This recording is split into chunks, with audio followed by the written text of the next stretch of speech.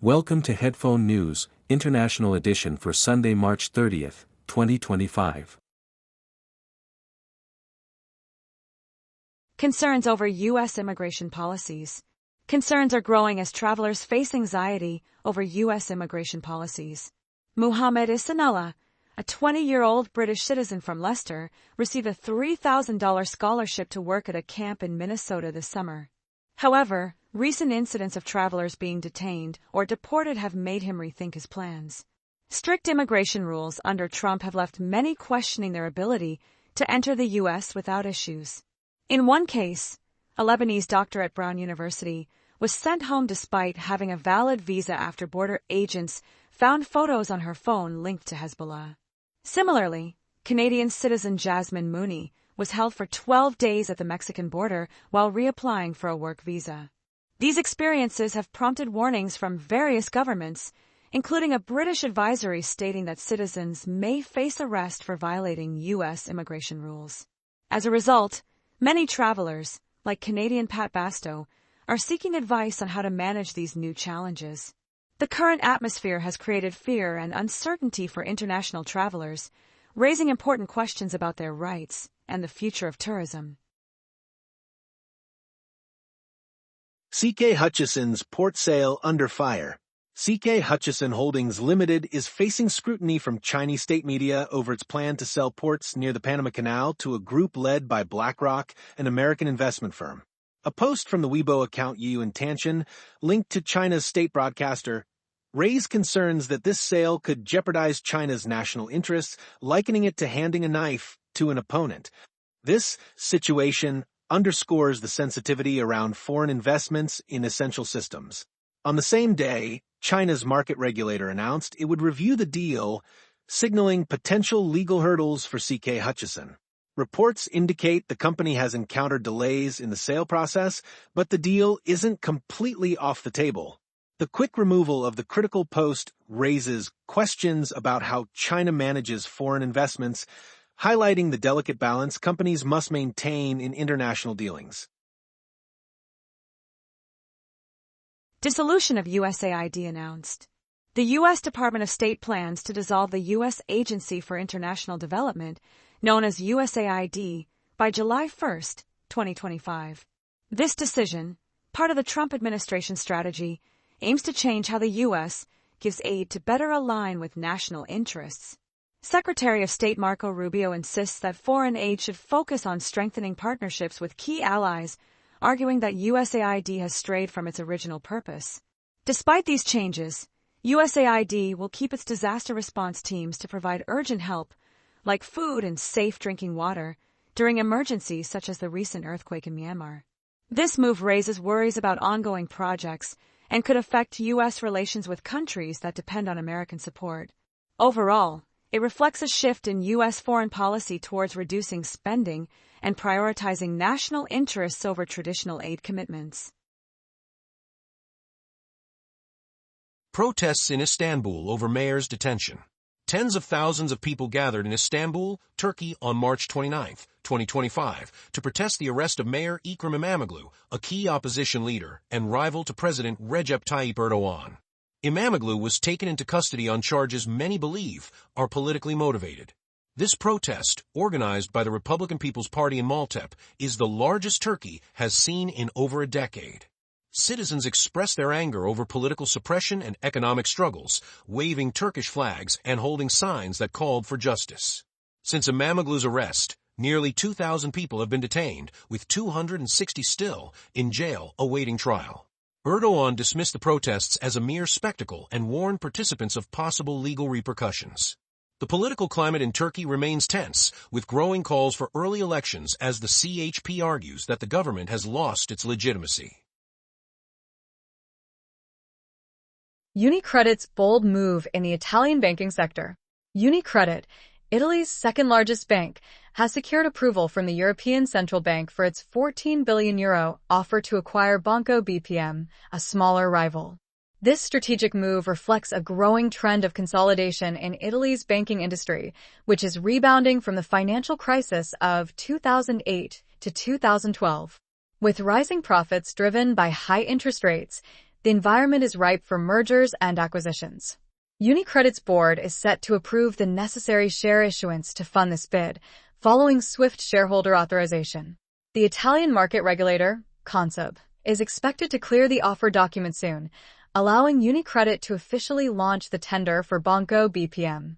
CEO Andrea Orcel, known for his deal-making skills, assures that shareholder returns will remain a top priority. Meanwhile, Banco BPM is moving ahead with its own acquisition of Anima Holding, valued at €1.8 billion, despite recent concerns from the ECB about potential benefits from certain capital rules. UniCredit has the option to withdraw its bid if expected gains do not materialize, keeping a close eye on Banco BPM's profitability and capital levels. New transitional government in Syria. On March 29, 2025, Ahmed al-Shara, the leader of Hayat Tahrir al-Sham, announced the creation of a new temporary government in Damascus. This follows the collapse of Bashar al-Assad's regime in December 2024. The cabinet includes key figures like Assad Hassan al-Shibani as foreign minister, Anas Khattab as interior minister, and Marhaf Abu Khazra as defense minister. Their goal is to forge a new political path for Syria, introducing a ministry to address humanitarian emergencies and another to engage the youth. The international community's response will be crucial in determining the government's legitimacy and effectiveness as it faces ongoing challenges in the region. Rising tensions in Sudan and South Sudan. Tensions are boiling over between Sudan and South Sudan, fueled by a new alliance formed in February 2025 between the Sudan People's Liberation Movement North, or SPLMN, and the Rapid Support Forces, known as RSF. This partnership raises serious concerns about a wider regional conflict, as the RSF has been clashing with the Sudanese army since April 2023, trying to expand its control in central and eastern Sudan. In response, the Sudanese army is reportedly backing South Sudanese militias to counter the SPLMN and RSF along their lengthy 2,000-kilometer border. Meanwhile, South Sudan is grappling with its own political crisis. The rivalry between President Salva Kiir and Vice President Riek Machar has escalated, with Kiir placing Machar under house arrest, pushing the nation closer to civil war. The SPLMN's alliance with the RSF has drawn criticism due to the RSF's history of horrific acts, raising fears of new attacks against both the Sudanese army and civilians. As the Sudanese army aims to push the RSF west of the Nile River by capturing key bridges in Khartoum, the RSF's ability to navigate through South Sudan and into Ethiopia poses a significant threat. The situation remains uncertain, with the potential for increased violence and instability in the region. U.S. auto tariffs and trade relations with Canada and Mexico. Concerns are growing over new U.S. auto tariffs that could strain trade relations with Canada and Mexico. Recently, President Trump announced a 25% tariff on global automotive imports, set to take effect on April 3, 2025, raising doubts about the U.S.'s commitment to the U.S. Mexico-Canada Agreement, or USMCA. This agreement had previously established protections for both countries against new tariffs. Under the USMCA, Canada and Mexico were granted a 60-day grace period before any tariffs could be imposed, along with duty-free quotas for millions of vehicles. Mexico is set to receive a quota for parts imports valued at over 100 billion Mexican pesos, while Canada's quota is worth around 34.2 billion Canadian dollars. Despite these safeguards, Trump is pushing forward with new tariffs, seemingly ignoring past commitments. The Canadian government expects the U.S. to uphold the USMCA, while Mexico is carefully considering its legal options. This situation underscores the importance of fair trade practices and the potential impact of unilateral tariff actions on the automotive industry, which is crucial for both economies. Debate over Trump's museum executive order. A heated debate has erupted in Washington, D.C. over President Donald Trump's executive order aimed at limiting programming at federally funded museums and cultural institutions labeled as anti-American. Critics, including vendor Ernest, argue this move undermines the American value of embracing diverse opinions and threatens our cultural richness. Central to the controversy is the Smithsonian Institution, which houses 21 museums and the National Zoo. Trump's order directs Vice President J.D. Vance to oversee the removal of stories that create division about our history. One exhibit under scrutiny is The Shape of Power, Stories of Race and American Sculpture. Exploring the ties between race and art in the U.S. UCLA professor Kyle Mays has called the order a fascist move, while historian Claiborne Carson warns that claims of historical revision reveal deep national rifts. Conversely, Cindy Werner from the Frederick Douglass Foundation defends the order, claiming it will broaden our understanding of American history. Senator Catherine Cortez Masto, also on the Smithsonian board, criticized the order as a distraction from urgent issues like Medicaid cuts. This executive order has sparked vital discussions about how museums shape our national identity and the importance of preserving diverse cultural narratives. Protests in South Korea over President Yoon's impeachment.